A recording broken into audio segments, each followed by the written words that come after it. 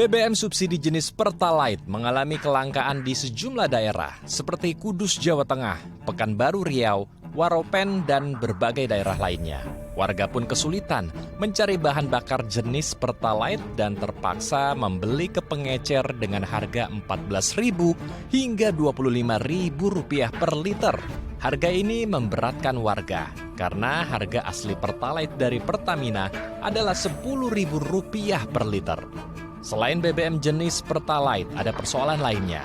BBM jenis RON 98 seperti Pertamax Turbo dan BBM diesel non-subsidi seperti Dexlite dan Pertamina Dex mengalami peningkatan harga pada kuartal 2 tahun 2026. Pertamax Turbo RON 98 naik dari sebelumnya Rp19.400 menjadi Rp19.900 per liter. Dexlite sebelumnya Rp23.900 menjadi Rp26.000 per liter. Pertamina Dex sebelumnya Rp23.600 menjadi Rp27.900 per liter. Untuk mengantisipasi meningkatnya harga BBM, Menteri ESDM akan mengoptimalkan tambang bahan bakar lama maupun mengembangkan tambang bahan bakar baru.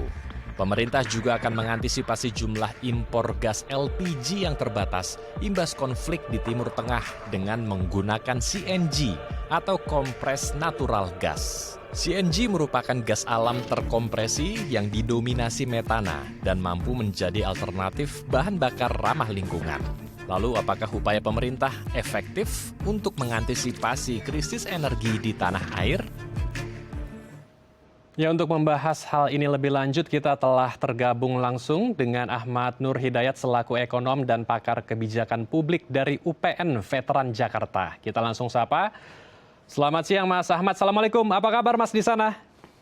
Waalaikumsalam. Selamat siang Mas Andro. Kabar baik. Di sini cerah sekali ya. Mas Andro gimana, sehat ya? Alhamdulillah keadaan kami di sini juga dalam keadaan yang sehat dan baik. Kita langsung saja membahas persoalan BBM subsidi kita, yaitu jenis Pertalite yang mulai langka Mas Ahmad di berbagai wilayah dan non-subsidi. BBM non-subsidi yang harganya kian meningkat. Saya mau membahas dari BBM subsidi dulu, karena BBM subsidi ini yang jenis Pertalite menjadi urat nadi bagi ojek online, bagi ojek yang dimanapun mereka berada, kemudian bagi pelaku UMKM dan juga para pekerja harian, menjadi urat nadi bagi mereka. Nah, Mas Ahmad sendiri melihat situasi kita saat ini di mana BBM subsidi langka, bagaimana Mas tanggapannya? Ya, pertama kita ingin apresiasi dulu apa yang dilakukan oleh pemerintah ya, tidak menaikkan BBM yang sifatnya subsidi ya. Saya kira ini niatnya adalah menjaga daya beli masyarakat.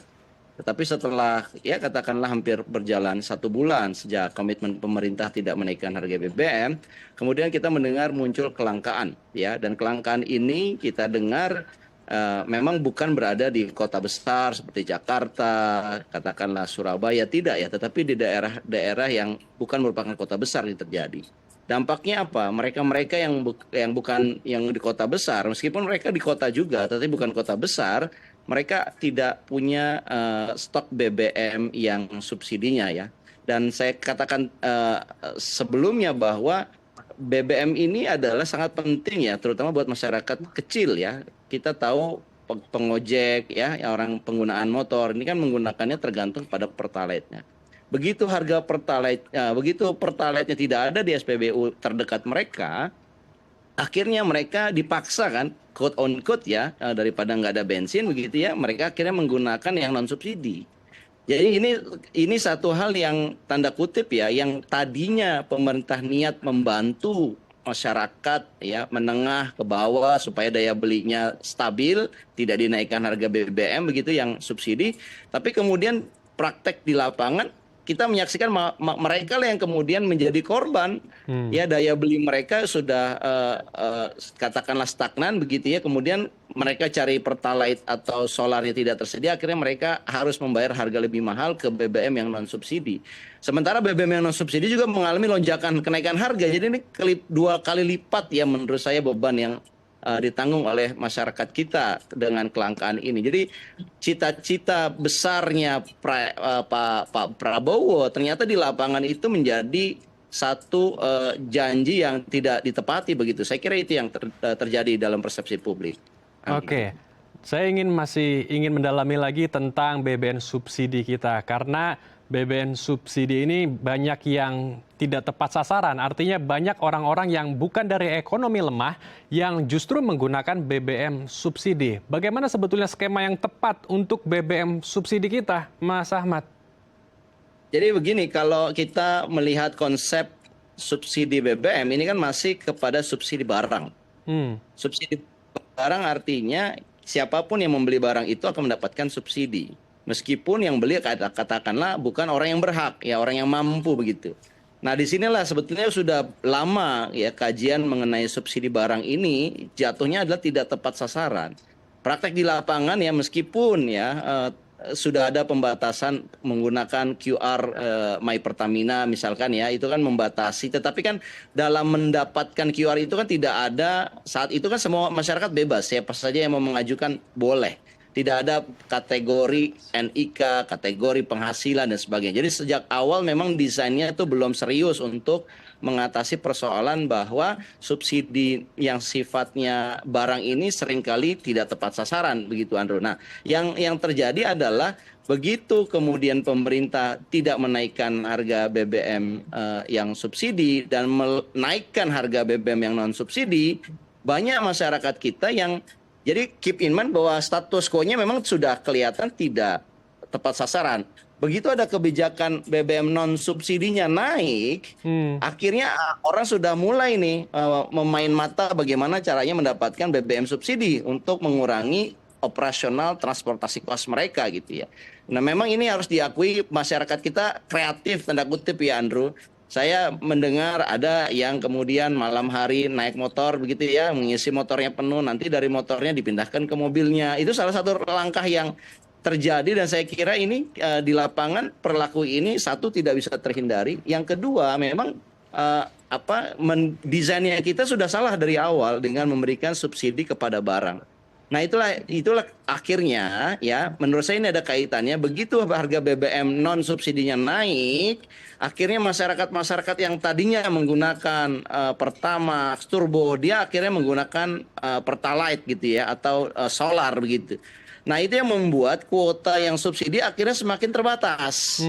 Ya, ini yang kemudian kita melihat di sejumlah daerah mengalami kelangkaan. Jadi ini ada hubungannya antara kebijakan pemerintah menaikkan BBM non subsidi sama kelangkaan. Jadi ternyata yang dipakai oleh masyarakat yang tadinya pengguna non subsidi sekarang masuk kepada subsidi. Nah, saya kira ini harus kita akui ya sebagai realita di lapangan dan harusnya kita mengambil sejumlah langkah ya.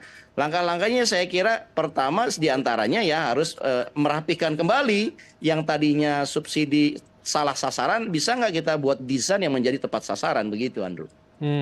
Bagaimana agar BBM subsidi ini bisa tepat sasaran ya? Dan bagaimana pula dengan policy maker kita atau pembuat kebijakan kita? Karena sejauh ini sepertinya isu kelangkaan BBM ini bertahun-tahun yang lalu sudah sering sekali terjadi, Mas Ahmad. Tapi ditahan ya Mas, kita akan bahas usai jeda.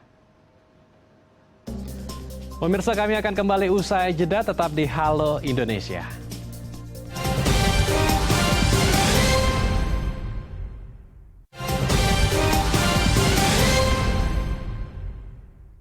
Terima kasih pemirsa, Anda masih bersama kami di Halo Indonesia. Kita akan lanjutkan diskusi hangat kita bersama dengan Ahmad Nur Hidayat, selaku ekonom dan pakar kebijakan publik dari UPN Veteran Jakarta. Mas Ahmad melanjutkan pertanyaan saya di segmen sebelumnya. Jadi bagaimana Anda melihat policy maker kita atau pembuat kebijakan kita dalam membatasi penggunaan BBM bersubsidi? Karena saya mau meminjam analogi Mas Ahmad, pemerintah seperti menyiram air tetapi ke dalam tangki yang bocor, Mas Ahmad. Iya, saya kira policy makers kita memang perlu pembenahan ya yang sifatnya drastis ya. Kalau enggak, either kita memang akhirnya kuotanya habis ya, dan sebelum akhir tahun kehabisan ini akan membuahkan kelangkaan. Ketika kelangkaan ini akan terjadi yang disebut dengan social unrest. Nah, itu saya kira tidak kita kendaki ya. Makanya pertama ya saya kira perubahan drastis yang harus dilakukan oleh pemerintah adalah dengan membuat satu transparansi kepada publik Andrew. Termasuk potensi adanya subsidi salah sasaran. Nah, berapa yang bocor kan sebetulnya bisa dihitung ya. Tiap tahun Pertamina punya angka tahunan ya, kuota yang terpakai kok tahun ini kuotanya lebih tinggi. Why? Itu kan itulah jumlah kebocoran. Berapa juta kiloliter yang bocor dari konsep sekarang. Dan kebocoran itu yang saya sudah jelaskan tadi ini pasti dibeli oleh mereka yang sebetulnya harusnya membeli BBM non subsidi. Cuman karena BBM non subsidinya harganya terlalu tinggi, akhirnya mereka turun ke bawah dengan segala kreativitasnya. Nah, ini harus diakui dulu. Dan kalau ini motifnya berarti pemerintah harus memilih nih. Either dia kemudian mempertimbangkan kenaikan yang non subsidi yang naik drastis itu ya, atau kemudian mengambil tindakan dengan menyisir kembali mereka-mereka yang layak mendapatkan subsidi ini dipertahankan, yang tidak layak kemudian diberikan satu istilahnya mekanisme supaya mereka tidak bisa akses yang bersubsidi. Dan ini nggak bisa dilakukan, Andrew, kalau konsepnya masih mensubsidi barang. Ini harus diberikan satu model ya, pemberian subsidi berdasarkan NIK, by name by address. Jadi dia harus dengan satu data yang lengkap begitu. Kalau masih seperti sekarang, siapapun orang bisa beli, dan saya kira nggak bisa dilarang juga untuk membeli gitu. Nah, ini yang saya kira harus diakui, itu yang pertama ya. Yang kedua, saya kira pemerintah juga memikirkan nih, ada persoalan yang lebih besar sebetulnya, Andrew, di mana harga BBM oke lah katakanlah kemarin naik, sekarang sudah mulai melandai gitu ya. Tetapi pemerintah juga kebingungan karena apa yang disebut dengan melandai itu ternyata tidak tersedia juga di pasar impor kita. Ya, banyak negara yang berebutan ini BBM atau crude oil ini. Sehingga pemerintah sebenarnya sedang fokusnya saya kira sekarang itu mencari ketersediaannya dulu. Entah itu ngambil dari Afrika, entah itu ngambil dari Rusia, meskipun minyak Rusia kena satu embargo begitu ya dari Amerika. Nah, ini yang saya kira fokusnya pemerintah kayaknya ke hulu dulu ya. Sementara hilirnya dianggap baik-baik saja, tapi yang menjadi masalah timbullah kelangkaan di sejumlah daerah, dan ini saya kira harus juga diadres ya. Sektor hilirnya ini harus diadres juga.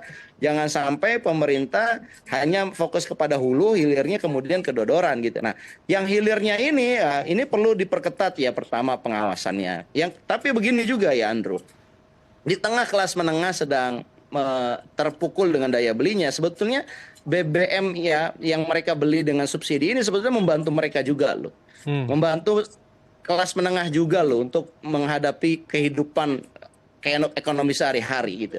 Nah, pilihannya adalah bisa jadi ya di jangka pendek ya kita biarkan ini memang sengaja tidak tepat sasaran karena toh yang memakainya itu sebenarnya mereka-mereka yang sebetulnya turun kelas.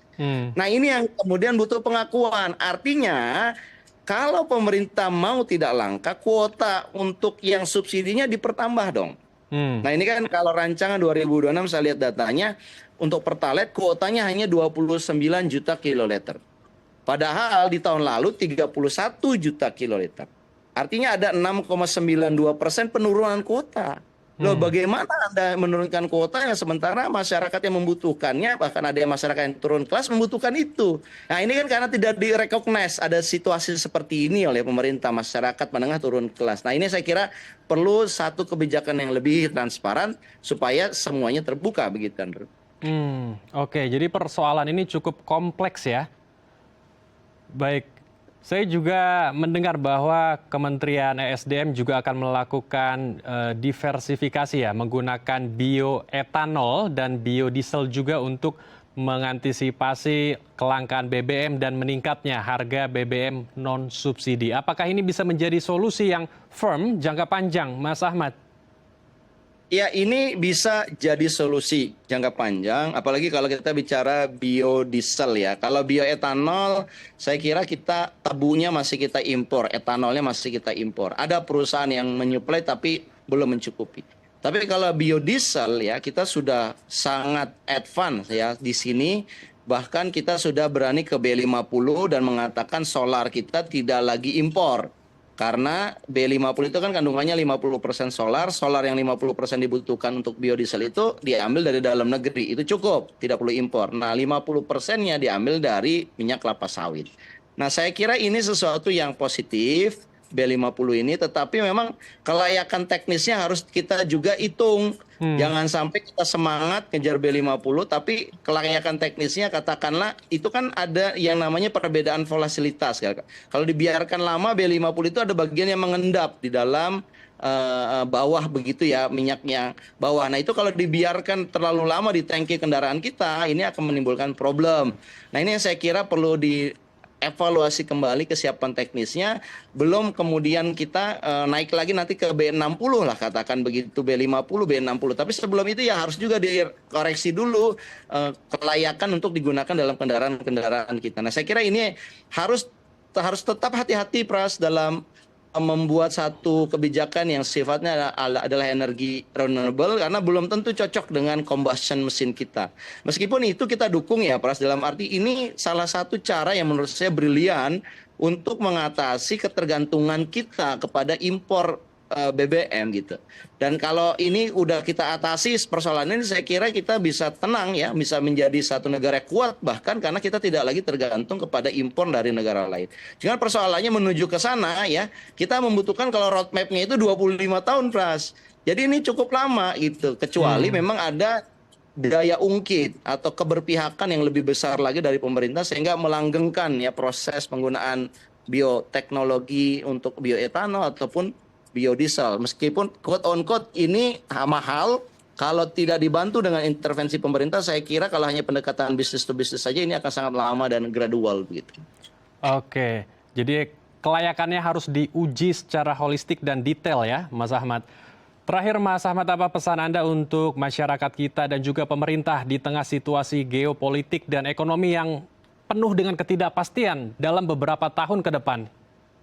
Iya, saya kira yang perlu dilakukan di level masyarakat ya, penghematan energi itu bukan sekedar ya jargon seharusnya. Ini kita sudah mulai terapkan di lingkup individu kita.